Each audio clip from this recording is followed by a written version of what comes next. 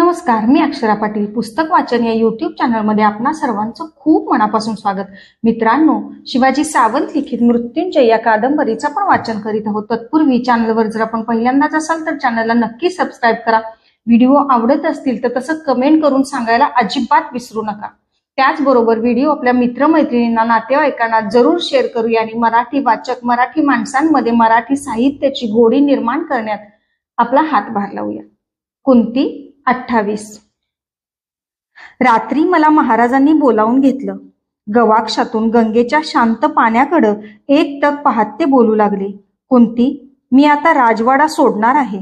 जिथं वैभवाचा विलास असतो तिथं संयमाचा वास नसतो. माणसाला सगळ्यात जास्त प्रिय त्याचं जीवन असतं. इथं राहून मला संयमानं कधीही वागता येणार नाही. जीवनाचं रक्षण करता येणार नाही. उद्या मी राजवाडा सोडून नागशत पर्वतावर निघून जाणार आहे. पण महाराज, माझं हृदय हेलावून गेलं. कुंती, मला माहीत आहे तुला मी काहीच देऊ शकलो नाही.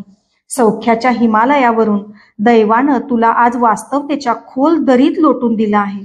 इथं राहून तू माझ्यासाठी अश्रू ढाळावेत हे मला कधीही आवडणार नाही. तू परत माहेरी जा. माद्रीलाही ते समजावून सांग. महाराज, मी काय म्हणते ते ऐका तर खरं. कुंती विजेच्या एका लोळात विशाल वृक्षावर निर्धास्तपणे विसावलेल्या वेली कोसळून पडतात. या क्रूर शापानं तुम्हा दोघींची तीच अवस्था झाली आहे. माणसाच्या बाबतीत भवितव्य हे उंदराला क्रूरपणे खेळवणाऱ्या निर्दयी मांजरासारखंच आहे. जा. महाराज, मी काय म्हणते ते तुम्हाला ऐकावंच लागेल. देहाला सोडून सावली दूर राहू शकत नाही. वृक्षाला सोडून मुळ्या वाढू शकत नाहीत. पतीशिवाय आर्य स्त्रिया एक क्षणभरही जिवंत राहू शकत नाहीत. आम्ही दोघींनी आपल्याबरोबर यायचा निर्णय काल रात्रीच केला आहे. दैवाबरोबर द्यूत खेळण्याचा दुबळा प्रयत्न करू नकोस कुंती. मनावर विषयाबाबत संयम मिळवणं म्हणजे आकाशाची अनंत पोकळी कुंकुमाच्या करंडात भरू पाहण्या इतकं अशक्य आहे ते. महाराज, नात्याच्या जाळ्याला आमचा मासा लागतो की काय यासाठीच जर काळ डोळ्यात तेल घालून टपला असेल तर मीही त्याला दाखवून देईन की मथुरेच्या यादव राजा सूरसेनाची मी कन्या आहे. आजपासून मी कुंती प्रतिज्ञा करते की तुम्ही माझे पती नसून पुत्र आहात. याशिवाय अन्य कोणतंही नातं मी मनात आणणार नाही. पण पुत्राशिवाय झालं तरी माता जिवंत राहूच शकत नाही. मला तुम्हाला आपल्याबरोबर न्यावंच लागेल. मी येणारच.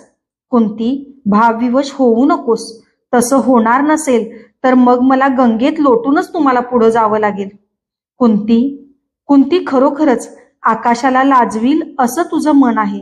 पण काळानं तुझ्यासारखं रत्न या दुर्दैवी पांडूच्या शापानं भग्न झालेल्या मुकुटात कशाला बसवलं कोण जाणे. ते गदगदून हलून स्पुंदू लागले. कुरुकुलाच्या सुपुत्राला रडणं शोभत नसतं. साक्षात दैवानंही लोळण घ्यावी इतकी त्याच्या पायांची किंमत आहे. मी त्यांना निक्षून सांगितलं. त्यांनी आपला शोक आवरला. त्या भयानक शापानं सगळ्या राजवाड्याची कळाच एका क्षणात नष्ट केली. चांगले 4 दिवस चिंतन करूनच महाराजांनी राजवाडा सोडण्याचा निर्णय केला होता. तो बरोबर होता की काय हे सांगणे कठीण होतं.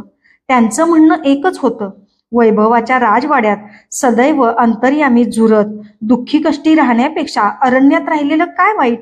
शिवाय वैभव हे माणसाला भोगी बनवतं. माणूस संपत्ती, कीर्ती, प्रतिष्ठा सगळ्याशी एक वेळ द्यूत खेळेल, पण आपल्या जीवाशी तो कधीच द्यूत खेळू शकत नाही. वनवास हाच त्यांना संयमासाठी योग्य होता. मलाही ते पटलं. वैभवाच्या निसरड्या कामभूमीवर कुणाचाही पाय घसरणं शक्य असतं. संयमासाठी असावा लागणारा खंबीरपणा आम्हाला वनातच मिळाला असता. आम्ही तिघांनीही अरण्यात जायचा खंबीर निर्णय केला. कुंती 29. आम्ही राजवस्त्र उतरून ठेवली. अंगावरचे अलंकार राजमातेकडे दिले. कशी कुणाला ठाऊक, पण आम्ही वनात जाणार आहोत ही वार्ता वाऱ्यासारखी नगरात पोहोचली. लोक वाड्यावर गर्दी करू लागले. महाराज भीष्म आणि धृतराष्ट्र आम्ही जाणार त्या नुसत्या कल्पनेनंच दुःखाच्या खाईत लोटले गेले. त्या पराक्रमी पुरुषांच्या निग्रही डोळ्यात सुद्धा अश्रू उभे राहिले. विदुर भाऊजी महाराजांना अनेक समजावणीच्या गोष्टी सांगू लागले. पण राजवाडा आणि वैराग्य या गोष्टी एकत्र जमणं अशक्य. हे महाराजांचं त्यांना एकच उत्तर होतं. नुकताच दिग्विजयाचा डंका वाजवून आलेल्या सर्वांचा आवडता राजा योगी होऊन अरण्यात राहायला चालला. ज्या हाताने कौरवांचा राजदंड धरावा तेच हात आता कमंडलू धरणार होते. ज्या मुखांनी विजयी सैन्याला हाणामारीचे प्रोत्साहनपर शब्द ऐकवले होते तेच मुख आता जीवाच्या मुक्तीसाठी आयुष्यभर श्लोकांचं पठण करणार होतं. दैवा इतकं विस्मयाचे धक्के देण्याचं सामर्थ्य कशातच नसतं. शेवटी निघताना एक साधं धूतवस्त्र नेसलेल्या महाराजांनी सर्वांना वाकून नमस्कार केला. महाराज भीष्म म्हणाले, पांडू, पूर्वी माझ्या पित्याच्या राजा शंतनूच्या भावानं असाच या राज्याचा त्याग केला होता. त्याचं नाव देवापी होतं, पण त्यानं स्वतःच्या इच्छेनं वनवास पत्करला होता. आज तुला पराक्रमाच्या सिंहासनावरून उठून वैराग्याच्या व्याघ्र चर्मावर बसावं लागतं आहे, ते मात्र केवळ दुर्दैवामुळं. वनात त्या राजा देवापीचा ब्रह्मालीन आत्मा तुला धैर्य आणि मनशांती देईल. जा, ज्या कारणासाठी तू राज्य सोडतो आहेस ते कारण मात्र प्राणपणानं सांभाळ. मनावर संयम ठेव. जोपर्यंत हा भीष्म आहे तोपर्यंत कौरवांचा डंका आर्यवार्तात असाच गाजत राहील. मागची चिंता करू नकोस. आम्ही तिघांनी सर्वांचा निरोप घेतला आणि राजवाडा सोडला. आमच्या बरोबर नगरातील एकच व्यक्ती येणार होती, ती म्हणजे धात्री. जणू कुंतीच्या जीवनावर मरेपर्यंत छाया धरण्यासाठीच तिला विधात्यानं पाठवलं होतं. तिची कुणीही समजूत काढू शकलं नाही. आम्ही चौघं नगरातून पायी अनवाणी चाललो. या नगरात मी महाराणी म्हणून आले होते आणि आता संन्यासिनी म्हणून चालले होते.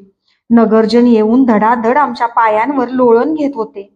टाहो फोडून सांगत होते, महाराज, महाराणी, आमचा त्याग करू नका. हस्तिनापुराला पोरकं करून जाऊ नका.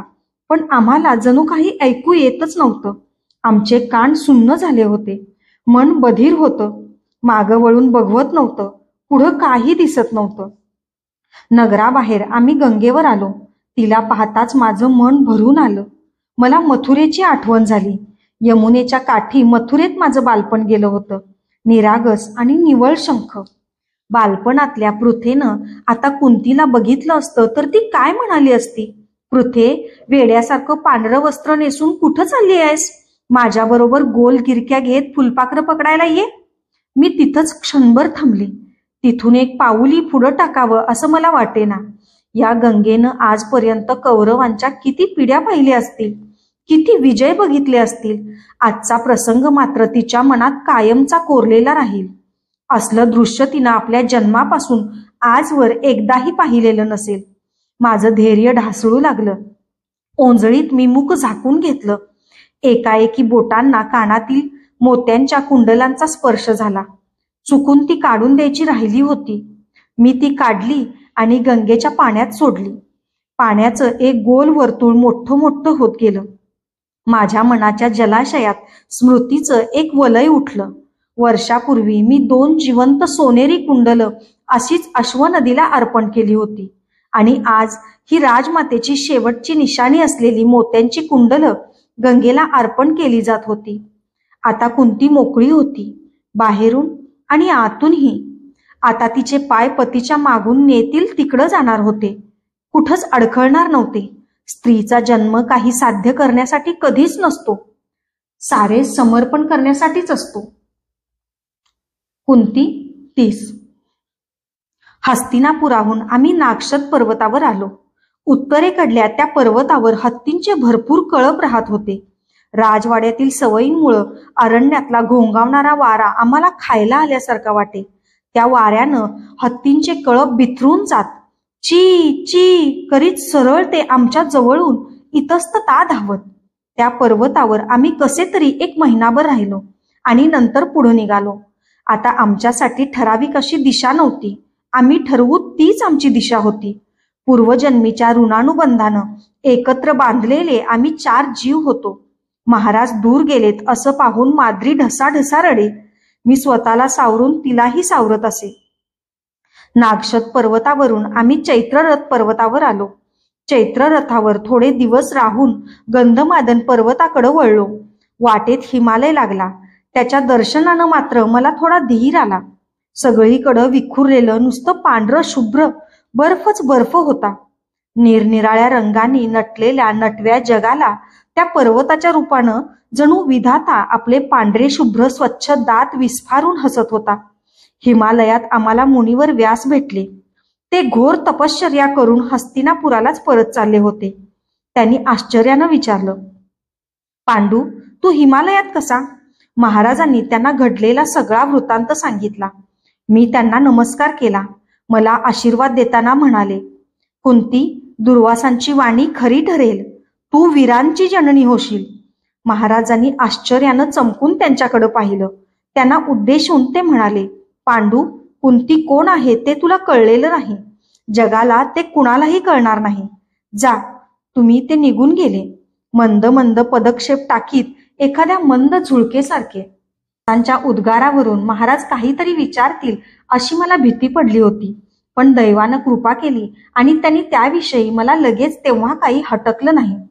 हिमालयातून आम्ही गंधमादन पर्वतावर आलो. तिथं इंद्रद्युम्न सरोवराच्या काठी थोडे दिवस राहिलो.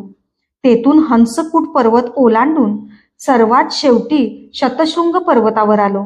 या पर्वतावर निळी निळी सरोवर होती. हिरवीगार वनराई होती. निरनिराळी फळझाडं होती. हरणांचे आणि सशांचे कळप होते.